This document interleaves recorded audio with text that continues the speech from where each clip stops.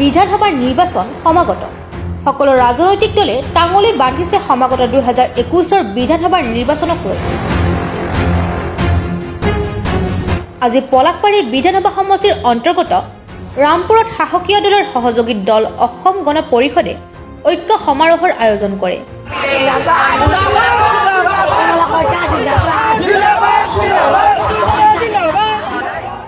আমাৰ সাংবাদিকে জানিবলৈ দিয়া মতে আজিৰ এই ঐক্য সমাৰোহলৈ ছয়গাঁও, বকো, পশ্চিম গুৱাহাটীৰ লগতে পলাকপাৰী বিধানসভা সমষ্টিৰ পৰা মানুহৰ আগমন ঘটে। অসম গণ পৰিষদৰ পলাকপাৰী সমষ্টিৰ অন্তৰ্গত ৰামপুৰ উচ্চতৰ মাধ্যমিক খেলপথাৰত আয়োজিত জাতীয় ঐক্য সমাৰোহ অনুষ্ঠানত আজি অসম গণ পৰিষদ দলৰ সভাপতি অতুল বৰা, কাৰ্যকৰী সভাপতি কেশৱ মহন্ত, বীৰেন্দ্ৰ প্ৰসাদ বৈশ্য আৰু কমলাকান্ত কলিতা উপস্থিত থাকে। আপোনালোকে বিচৰাৰ সম্ভাৱনা আছে? নাই, মই সেই কথাটো কথাই সুধিলে মই সেই কথাটো প্ৰথম কথা হ'ল যে অসম গণ পৰিষদ দলৰ ভেটি অধিক মজবুত হৈছে। উল্লেখযোগ্য যে বিগত সময়ছোৱাত বিজেপিৰ দখলত থকা দক্ষিণ কামৰূপৰ একমাত্ৰ সমষ্টিটোত অসম গণ পৰিষদে একপক্ষীয়ভাৱে মইমতালিভাৱে নিৰ্বাচনী কুচকুৱাজ চলাই থকাৰ বাবে এতিয়া ক্ষোভিত হৈ পৰিছে বিজেপিৰ পলাকপাৰী সমষ্টিৰ তৃণমূল পৰ্যায়ৰ কৰ্মীৰ লগতে নেতৃত্ব।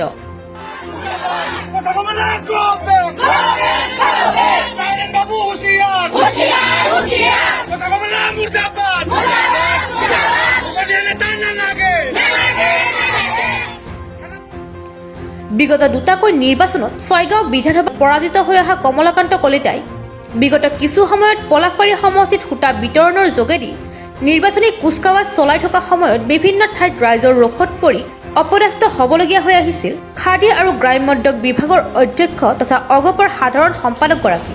এটা সময়ত অসম গণ পৰিষদৰ দক্ষ আছিল, কিন্তু বিগত প্ৰায় 15টা বছৰ এই সমষ্টিটোত অসম গণ পৰিষদক নেতৃত্বৰ অৱজ্ঞাৰ কাৰণে, নেতৃত্বৰ খেলিমেলিৰ কাৰণে আৰু নেতৃত্বই দলটোক প্ৰবঞ্চনা কৰাৰ কাৰণে দুৰ্বল হৈ পৰিছে।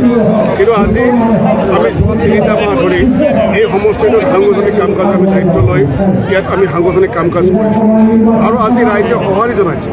আজি ৰাইজে অসম গণ পৰিষদক আকৌ আঁকোৱালি লৈছে। আমি আনন্দিত হৈছোঁ যে অসম গণ পৰিষদ যে যিটো সময়ত দুৰ্গ আছিল, এতিয়া আকৌ পুনৰ অসম গণ পৰিষদ পলাকপাৰী সমষ্টিত দুৰ্গ প্ৰতিষ্ঠা কৰাৰ কাৰণে ৰাইজে সংকল্প লৈ আগবাঢ়ি আহিছে। বহুত বাধা আহিছে। আজি গাঁৱে গাঁৱে মানুহ নাহিবৰ কাৰণে খানা দিয়া হৈছে। আজি গাঁৱে গাঁৱে মানুহক ভয় ভাবুকি দিয়া হৈছে। গাঁৱে গাঁৱে অৰুণোদয় কাটি দিম বুলি ভাবুকি দিয়া হৈছে। কিন্তু সেই মানুহ সেনেধৰণৰ ভাবুকি মানুহে নচট কৰি তেওঁলোকে ৰাইজক অসম গণ পৰিষদক সমৰ্থন জনাবৰ কাৰণে আজি ইয়াত এই বিপুল সমাৱেশ হৈছে আৰু মই প্ৰতিগৰাকী অসম গণ পৰিষদ প্ৰেমী ৰাইজক মই সেৱা জনাইছোঁ, মই তেওঁলোকক ধন্যবাদ জনাইছোঁ। অহা নিৰ্বাচনত পলাকপাৰীৰ যিখন চিট বিজেপিয়ে বিচাৰিব নেকি? এতিয়াও যিহেতু বিজেপিৰ হাতত আছে। আমি আমাৰ ইয়াতে বৰ্তমান সময়ত আমি অসম গণ পৰিষদ দলটোক ইয়াতে সংগঠিত কৰি শক্তিশালী কৰা আমাৰ উদ্দেশ্য। কিন্তু আমি অহা নিৰ্বাচনৰ সময়ত আমাৰ দলে যেতিয়া আসন বুজাবুজি হোৱাৰ কথা আহিব, তেতিয়া নিশ্চয় আমি পলাকপাৰী সমষ্টিটো আমাৰ অসম গণ পৰিষদে ল'বৰ কাৰণে আমি বুজাবুজি এতিয়া আগন্তুক সময়েহে ক'ব 2021 নিৰ্বাচনত পলাকপাৰী সমষ্টিত মিত্ৰজোঁটৰ ক্ষেত্ৰত কি সিদ্ধান্ত হ'ব। গৌতম দাসৰ লগত মনোজ দাসৰ ৰিপৰ্ট, প্ৰাত অফ টাইম।